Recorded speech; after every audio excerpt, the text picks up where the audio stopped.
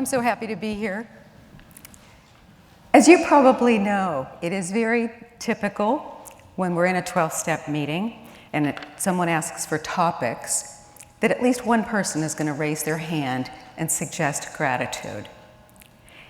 And it makes sense, because by virtue of being in recovery, we have a lot to be grateful for. We're also told that having an attitude of gratitude makes everything in life easier. And when you're a newcomer, you're wondering, so how do I get that attitude of gratitude? And we're told to practice recovery. But for a long time, I didn't know what that meant. What is a practice of gratitude? And I was very surprised to learn over time that gratitude is actually a habit. It's a habit like going running. It's a habit like brushing your teeth. It's a habit like how you fold your towels, or a bad habit like smoking. A pattern, a repeated pattern of behavior or thought. And that's what gratitude is. Now, the big surprise for me is I always thought that gratitude was a feeling that came over me. You know, I'd be walking down the street or in the middle of my day, and I would just feel a state of gratitude. And I thought, you know, I just want to be more lucky and have that happen again. But that puts gratitude outside of me. And I learned in the development of habits and a gratitude practice that I can actually bring that into my body and have it happen to me anytime that I want. But how exactly? I was like the 2-year-old running after my sponsor saying, but how do I make this happen? And you've heard the same advice. The magic number is 21 days, right? 21 days to make a habit. Do something, the same behavior every day for 21 days, and you have a good chance of getting that inside your body. One of my very favorite stories about 21 days is of a fitness trainer. And this was a trainer who worked with people that were not fit, that wanted to become fit, that wanted to learn to exercise. And the first thing he did with them when he met with them is he would say, I ask one commitment of you for the next 21 days. He did not ask them to go jogging. He did not ask them to take a walk. He didn't ask them to do push-ups or sit-ups. Once a day, and they had to decide ahead of time if it would be first thing in the morning or when they got home at the end of the day, they would put on their exercise clothes. That's what he asked them to do. Whether tights, shorts, hoodie, sports bra, shoes and socks, absolutely part of the drill. Once a day, that's all you have to do, suit up.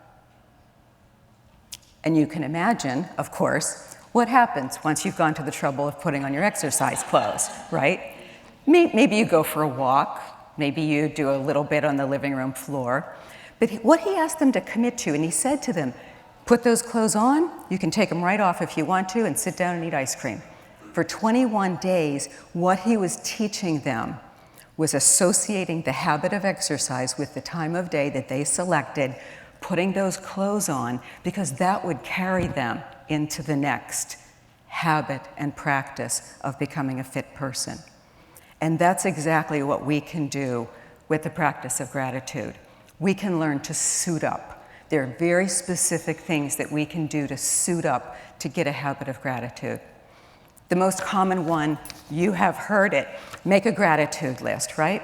You're hearing that in all quarters now. Lots of research that shows us that it has physical effects, medical effects, lots of ways to do it. But kind of like the fitness trainer asked of his students, you pick a specific number ahead of time. Because again, we want to connect brain and body for any habit. So maybe you say, I'll do 3 items a day, 5 items a day, 10 items a day. And then every day for 21 days in writing, preferably with a pen and paper. Because again, we want to bring body and brain together, and you make that gratitude list. Makes sense. We've probably all done that. Another favorite of mine is an A to Z list that you do once a day, straight through the alphabet, A, B, C, D, E, F, G. Name one thing you're grateful for that goes with each letter of the alphabet. I'm grateful for AA meetings. I'm grateful that Bonnie is my friend. I'm grateful that the cat didn't run away. I'm grateful I'm going to have a super dinner in New York City tonight. And you go to A to Z. You can do it out loud. You can do it in your car. You can do it back and forth with a friend. You can also do it at work. This is one that you can do in the most boring meeting in your office. You know, the chatter's going on, and you're going A to Z, and you look totally committed and attentive, taking notes. So definitely borrow that one. Use your phone. You can use your phone with an alarm. I set my phone every day, it's preset, and pick an unusual number. I use 1, 2, 3, 4. So every day at 12:34, my phone dings, and I stop and say 3 things I'm grateful for. So again, as many places throughout the day that you can bring that gratitude practice into your body and into your mind. That's what's going to build the habit. Every time you throw something away, a piece of trash, at home, at work, in public, tie that to something you're grateful for. Maybe it's the thing you're throwing away. I love that cup of coffee. I love that granola bar.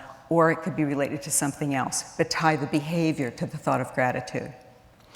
When I was getting into early recovery in Baltimore, Maryland, there was one of those really grumpy old-timer guys in the meeting, and he had no patience with complaining or whining. So as soon as he picked up that there was going to be any complaining or whining in the room, he would lean in and he would say, "You need to make a gratitude list," and start with, "I am not on fire." And I would roll my eyes and I would think, well, duh. But you know what? That was one that was guaranteed almost every day. I am not on fire. And in early recovery, when you think you don't have much to be grateful for, you had something to start your paper with. But now it turns out that science can be our tough love sponsor as well, and very specifically neurobiology. One of the very prestigious trauma researchers and clinicians, Bessel van der Kolk, is doing a lot of work right now. He has studied trauma victims over many, many years. He works out of the Trauma Center in Boston. And what Bessel talks about are states of appreciation as a treatment for trauma. And he works with people who have experienced the worst traumas: war trauma, violent rape, car accidents where the victims are trapped for hours and hours and hours. And what Bessel has found, he is a physician, is that by teaching people to create and surround themselves with a state of appreciation or gratitude, it brings the system, the body, into coherence. Chaos and trauma is chaos, and gratitude and appreciation bring the physical body into coherence. And what he is talking about, something that you're probably reading about as well, is the vagus nerve, which runs from our belly to our brain. It turns out when we have a gut feeling, there's nothing woo-woo about that. We know now that we take information first through the vagus nerve, beginning in our belly, it moves to our brain. And the state of coherence is pulling that information together, and gratitude is part of that. So when your counselor or sponsor tells you to make a gratitude list, it's medical advice, and you can save a copay by doing that.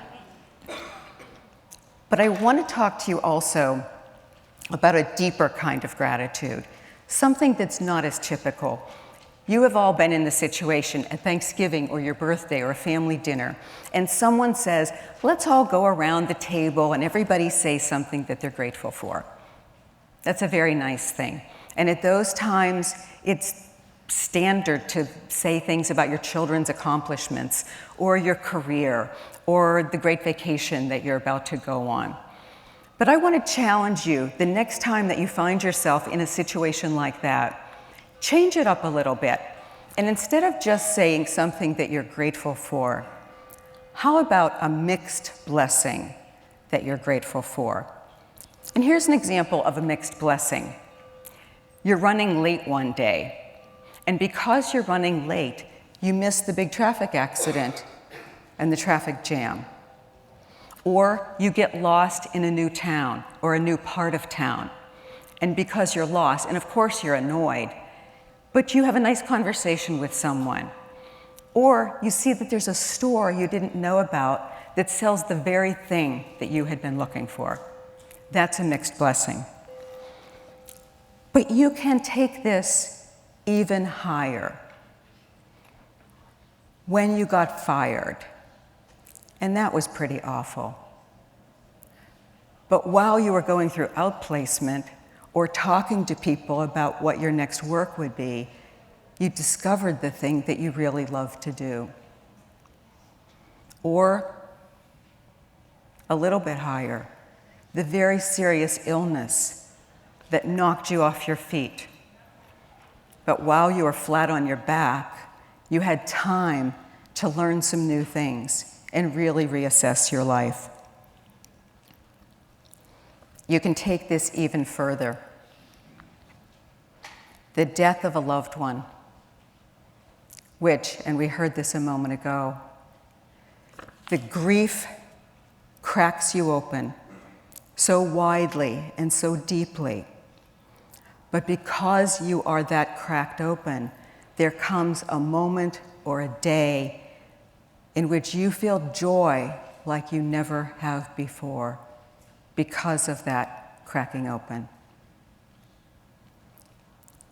As parents and as adults, we teach gratitude to children.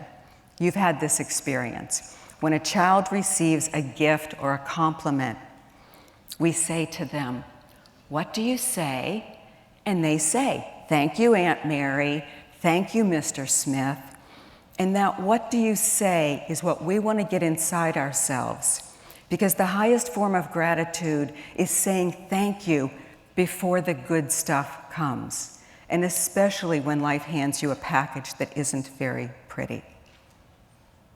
And if we can say thank you and be grateful for the easy stuff and the hard stuff, the tough stuff, as well as the pretty stuff, then we will truly be practicing gratitude. Thank you so much.